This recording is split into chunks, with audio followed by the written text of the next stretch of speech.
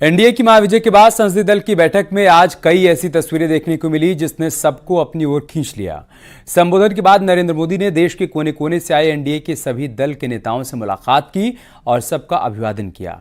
इस दौरान मोदी और योगी की मुलाकात पर भी सबकी निगाह टिकी हुई थी।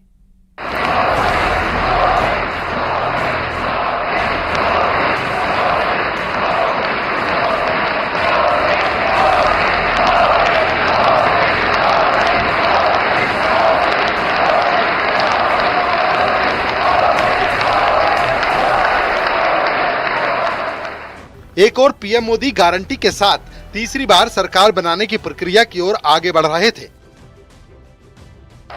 उन्हें एनडीए का संसदीय दल का नेता चुना जा रहा था, तो वहीं दूसरी ओर पुराने संसद भवन के सेंट्रल हॉल में एनडीए संसदीय दल की बैठक में आज कई रोचक तस्वीरें देखने को मिली।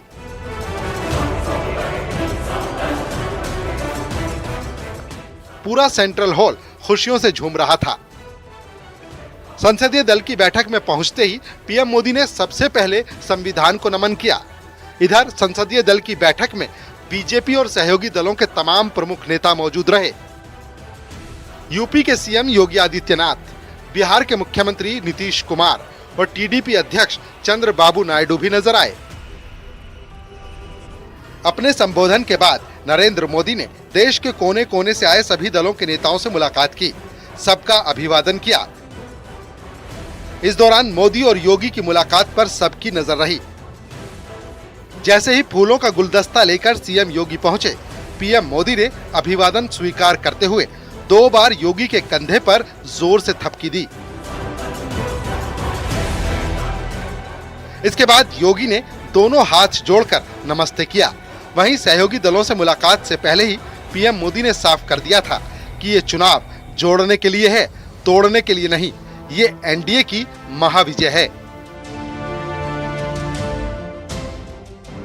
आप भारत के लोकतंत्र को, पहले उसकी व्यवस्था को अनादर करते हो।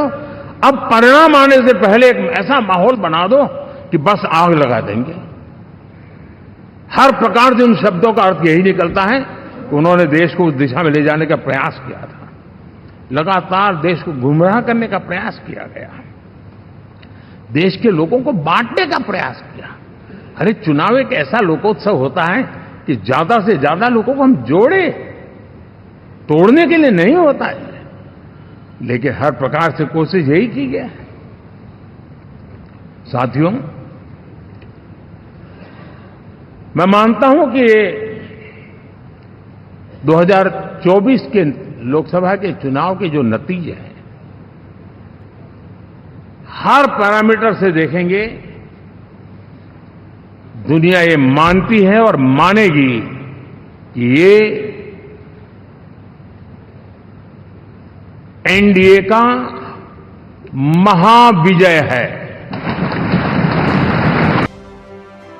लोग हम लोगों को तो अब लगता है कि अगली बार जो आप आइएगा ना, तो इस बार हम देखें कि कुछ इधर उधर कुछ जीत गया है, अगली बार सब हारेगा।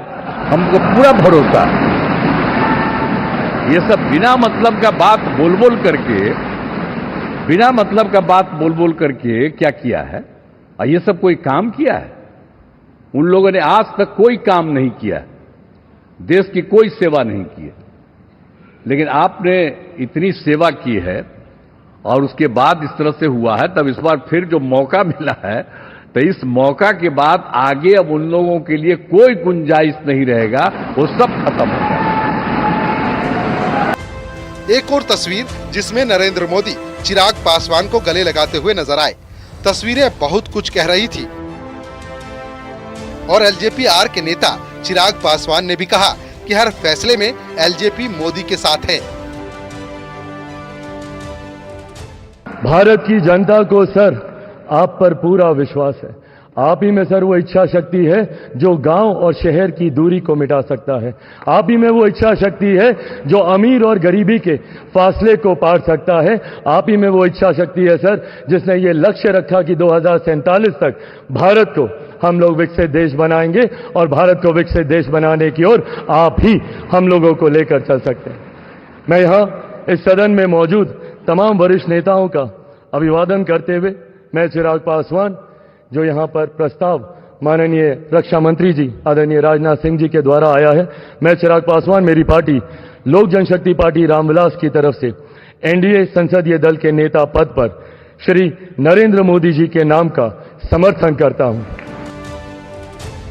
इधर एनडीए संसदीय दल का नेता चुने जाने के बाद पीएम मोदी देश के पूर्व डिप्टी पीएम और बीजेपी नेता लाल कृष्ण आडवाणी से मिलने के लिए उनके घर भी गए,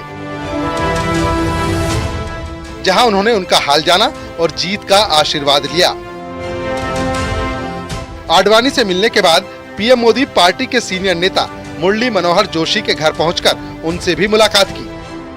जोशी से मिलने के बाद पीएम मोदी सीधे देश के पूर्व राष्ट्रपति रामनाथ कोविंद के घर पहुंचे और उनसे मुलाकात की। Bureau report, news 18।